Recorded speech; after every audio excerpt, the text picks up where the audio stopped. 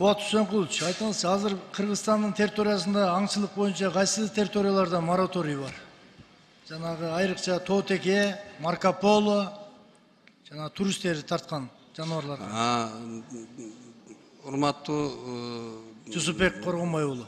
Жусупбек агай, бул боюнча учурда моратория Нарын Ысык көлдө болчу, бирок чечим менен бул дагы мораторий жокко чыгарылды. 17-жылдан 20-жылга чейин Талас, Жалалабад жана Ысык көл областынын 4 району чыгыш райондору болчу. Андан кийин 20-жылдан 23-жылга чейин Баткен обласы, Ош обласы жана Чүй обласынын кийинки 4 районуна мораторий керилген. Ысык көл Нарын районуна 23-нөн 26-жылга чейин болчу, бирок депутаттардын сунуштары менен, демилгелери менен бул мораторий жокко чыгарылды. Кубат Үсенкулович, сиздер туура эле кылыпсыңар мораторийди жокко чыгарыпчы. Бирок мораторийди Ош облусу, Жалал Абад облусу жана Баткен облусуна киргизиш керек. Жанагы жаныбарларгачы. Сиздер да эми мындай анализ кыласыздар да, ар биринин башын эсептейсиздер, туурабы? Башы көбөйүп аткан жерге мораторийди алып салганыңар туура эле болот. Себеби бул дагы мамлекетибиздин бюджетине лицензия сатасыңар да. Марко Полонун лицензиясы канча турат азыр официалдуу түрдө? Bir лицензия 1 миллион турат, 1 миллион. Марко Полонга аңчылык кылыш үчүн бир башка 1 миллион сом бюджетке түшөт, туурабы? Да, туура.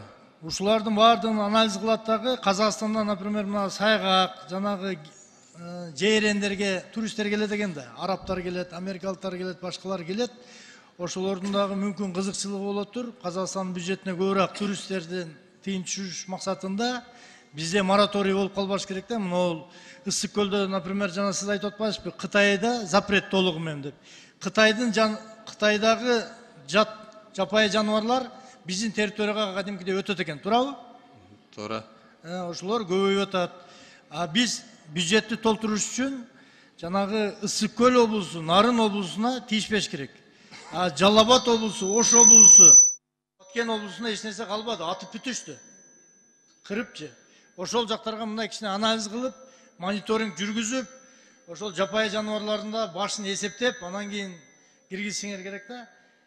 Анан кийин дагы айтайын дегеним, эгерде кийик атып колго түшсө, штрафы канча?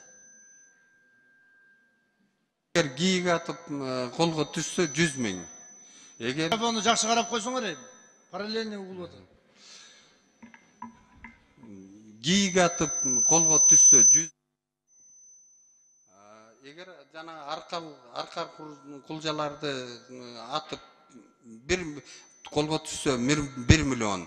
Эгер жанагы өзгөчө корголуучу жаратылыш аймагындан биздин Кыргызстандын жараны колго түшсө, бул 2 эсе көбөйтүлөт. Урматтуу спикердин орун басары. Бул жерде депутат менен министрдин орун басарынан мен как депутатка сурап атам. Элементарный технический нерсебиз карап бербейби аппараттын сотрудниктери? Мен айтып атам, ошону айтып койдум азыр. Ошонун ичинен өзгөчө корголуучу жаратылыш аймакта эгер биздин Кыргызстандын жараны колго түшүп калса, сөзсүз түрдө 2 эсе айып көтөрүлөт. Эгер чет өлкөлүк жаран колго түшсө, анда 3 эсе. Жанагы миллион болсо, биздин жаран өзгөчө корголуучу аймактан, заповедниктерден, же болбосо парктардан кармалып калса, алар 2 миллион төлөйт. Чет элдик жаран кармалып калса, анда 3 миллион төлөйт. Анда 50 килограмм эти бар, чоңураак кийик атып алып, килограмм 2000 сомдон экен да, кармалып калса, эттин баасы. Ошондой болуп калабы? Андан да көп болуп калат. Эмне үчүн аны көбөйтпөйсүңөр штрафты? Туура айтасыз. Мына буга чейин 700 000. Малдын баасы базарда 600 сомго чыгып атат, 700 сомго. Кийик атып, анда 100 000 сом штраф төлөп коюп, килограммына бөлгөндө эттин, кийиктин эти бул натуралдуу таза эт. Килограммы 1800-2000 сомдон айланып калат турбайбы штрафыңар? Карабайсыңар. Эми бул кылмыш иши козголот. Бардыгыңыздарга белгилүү. Буга чейин ошол эле бул бюджетти толтуруу максатында ошондой эле кыргыз эл депутаттарынын сунуштары менен 700дөн миллионго чейин көтөрүлдү. Кыска. Хорошо, кылмыш иши козголсо канча киши жоопко тартылды анда, камалды? Кийик атып. Камалганы бизде Жок да, бир да киши камалган. 157 иш козголгон.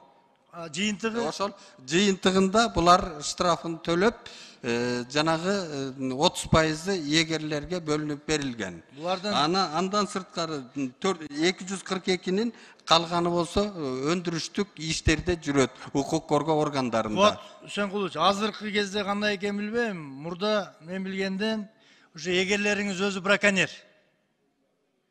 Өзү атып, өзү эт прилагать этип жүрүшөт. Болуп келген андай фактылар. Эми туура айтасыз, 5 кол тең эмес экен, эми ошонун баарын биз Эми бардыгын айтпайм, айрымдары. Эгерлериңиз өзү браконьер. Ошон үчүн бул жакты мындай тартип көзөмөл жагына аябай карашыңыздар.